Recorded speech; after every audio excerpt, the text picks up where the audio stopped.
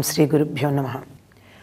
కర్కటే పూర్వఫల్గుణ్యాం తులసీకాననోద్భవాం పాండ్యే విశ్వంభరాం గోదాం వందే శ్రీరంగనాయకీ.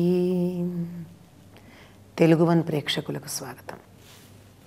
ముందు రోజు త్రివిక్రముణ్ణి ప్రార్థించి ఆయన అనుగ్రహం వల్ల వానలు పడితే పాడి పంట ఉంటాయని చెప్పినటువంటి గోదాదేవి 4వ నాటి ఉదయం చెల్లులను లేపుతూ చెప్తుంది, పర్జన్యదేవుణ్ణి ప్రార్థిద్దాము అని.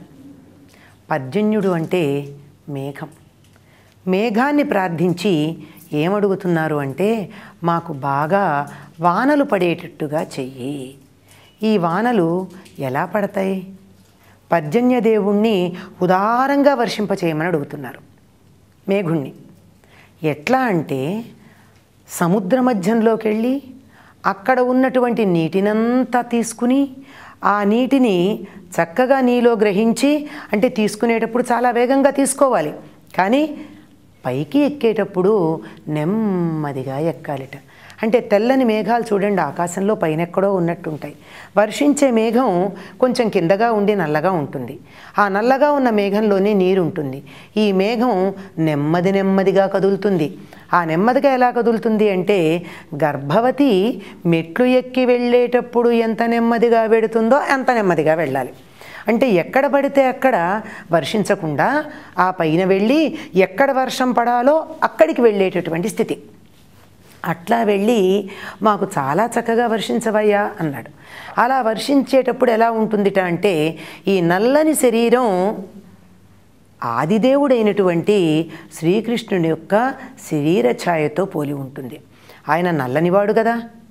ఆ నల్లని శరీరంలో మరి ఏముంటాయి అంటే మెరుపు ఉంటుంది. ఆ మెరుపు ఈయన దగ్గర ఉన్నటువంటి చక్కనైన సుదర్శనం. మేఘంలో ఉండేటటువంటి మేఘానికి మరొక్క లక్షణం ఉంది, ఉరుముతుంది. ఉరిమే మేఘంలో నుండే వాన పడుతుంది. అలా ఉరుము ఎలా ఉంది అంటే శంఖధ్వనిలాగా ఉంది. శంఖధ్వనిలాగా ఉరుముతూ సుదర్శన చక్రంలాగా మెరుస్తూ స్వామిలాగా ఉన్నటువంటి, అంటే శ్రీకృష్ణుడిలాగా ఉన్నటువంటి ఓ మేఘమా, మా పైన అనుగ్రహం అనేటటువంటి వర్షాన్ని నువ్వు ఉదారంగా వర్షింపచేయవలసినది అని చెప్పి ఆ మేఘుణ్ణి ప్రార్థిద్దాము అని చెలులతో కలిసి గోదాదేవి మేఘుని యొక్క ప్రార్థన చేస్తూ ఉంది. ఆ విధంగా మేఘుడు శంఖంలాగా ఉరిమి సుదర్శన చక్రంలాగా మెరుస్తూ ఉంటే, దాని నుండి శార్ంగము నుండి వెలువడి వచ్చేటటువంటి బాణాల్లాగా వర్షం పడుతుంది. ఇది చాలా ప్రధానమైంది. ఈ వర్షం ఎలా పడాలిట అంటే బాణాల్లాగా పడాలి. ఇది ధనుర్మాసం. ధనుర్మాసం అంటే ఏమిటి? ఎక్కుపెట్టిన ధనుస్సు ఈ నెలకి ఉండే జ్యోతిష్ శాస్త్రాన్ని అనుసరించి సంకేతంగా ధనుస్సుగా చెప్తారు.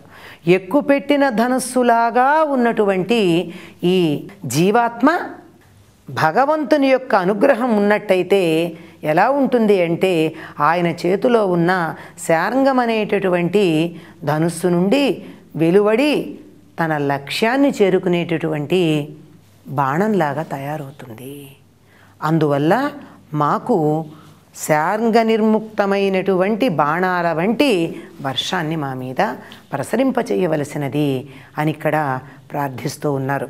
ఆయన శంఖం పాంచజన్యం, ఆయన చేతిలో ఉండేటటువంటి చక్రం సుదర్శనం, ఆయన ఎక్కుపెట్టేటటువంటి విల్లు శార్ంగం, ఈ మూడింటిని కూడా ఇక్కడ ప్రార్థన చేయడం జరుగుతూ ఉంది. విశిష్టాద్వైత మత సంప్రదాయంలో భగవంతుణ్ణి ప్రార్థించేటప్పుడు పంచాయుధ స్తుతి కూడా చేయాలి. ఆయన చేతిలో ఉండేటటువంటి శంఖాన్ని చక్రాన్ని ప్రార్థించిన తర్వాత మాత్రమే ఆ స్వామిని ప్రార్థించాలి. నిజానికి సుదర్శనాయుధానికి ఈయన్నే చక్రతాళ్వార్ అనే పేరుతో పిలుచుకుంటూ ఉంటారు.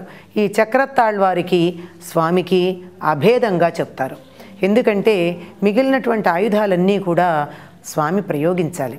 సుదర్శనాన్ని ఆయన ప్రయోగించవలసినటువంటి అవసరం లేదు. ఆయన సంకల్పాన్ని అనుసరించి మనసులో భావ చాలనాన్ని అనుసరించి సుదర్శనం తానే ముందు బయలుదేరి పెడుతుంది. కనుక సుదర్శనుడిని ప్రార్థించిన తరువాతే స్వామిని దర్శించుకునేటటువంటి అవకాశం లభిస్తుంది. కనుక నల్లని మేఘంలాగా, వర్షామేఘంలాగా ఉండేటటువంటి ఓ స్వామి, నీ పలుకులే మాకు శంఖధ్వానం, నీ శరీరంలో ఉండే కాంతే మాకు సుదర్శనం, నీ అనుగ్రహమే బాణాల రూపంలో ఉన్నటువంటి వర్షమని ప్రార్థించటం ఉంది. అంతేకాకుండా విశిష్టాద్వైత మత సంప్రదాయంలో ప్రతిదీ కూడా గురు ఆచార్యుడు అంటారు. ఆచార్యునితో పోల్చి చెప్పడం ఉంది. ఆచార్యుని యొక్క అనుగ్రహం లేకపోయినట్టయితే ఎటువంటి భగవద్ అనుగ్రహం మన మీద ప్రసరించదు. కనుక ఆచార్యుని యొక్క పాదాలను పట్టుకుంటారు. అందుకే ఆచార్యుని యొక్క తిరువడిగళై శరణం ప్రపజ్జే అంటారు. అంటే ఆచార్యుని యొక్క పరమ పవిత్రమైన పాదాలని వారు స్వీకరించినప్పుడు మాత్రమే దైవానుగ్రహం లభ్యం కావడం జరుగుతుంది. ఇక్కడ నల్లని మేఘం ఆచార్యుడైతే, ఆయన పలుకులు శంఖమైతే, ఆయన అనుగ్రహం ఏదైతే ఉందో అది బాణాలు అనబడేటటువంటి వర్ష రూపంలో మాకు లభ్యమవుతుంది అని భగవంతుణ్ణే ఆచార్యుడుగా, ఆచార్యుణ్ణే మేఘంగా భావించుకుని ఆ మేఘాన్ని మనమందరం ప్రార్థిద్దాం. అటువంటి మేఘం నుండి వచ్చిన వర్షం ఏదైతే ఉందో దానిలో మనం మార్గళి స్నానం చేద్దామంది. అంటే మార్గళి అనేది మార్గశీర్ష మాసానికి, అంటే మన లక్ష్యం వైపుకి మనని తీసుకెళ్ళేటటువంటి మాసం. ఆ లక్ష్యం వైపుకు మనం ప్రయాణం చెయ్యాలి అంటే ఏం కావాలి? ఆ లక్ష్యం వైపుకు మనని తీసుకెళ్ళేటటువంటి గురువు యొక్క వాక్కులు కావాలి. ఆ గురువు వాక్కులే జ్ఞానము. ఈ మేఘం నుండి వర్షించేటటువంటి వర్షం జ్ఞానము, అనుగ్రహము.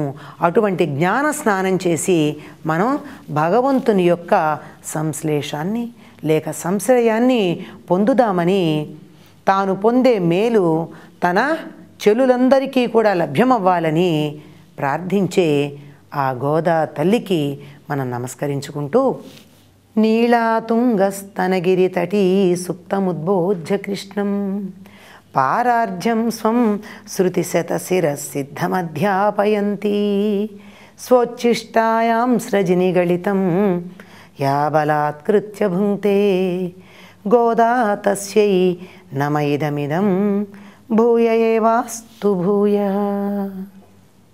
స్వస్తి.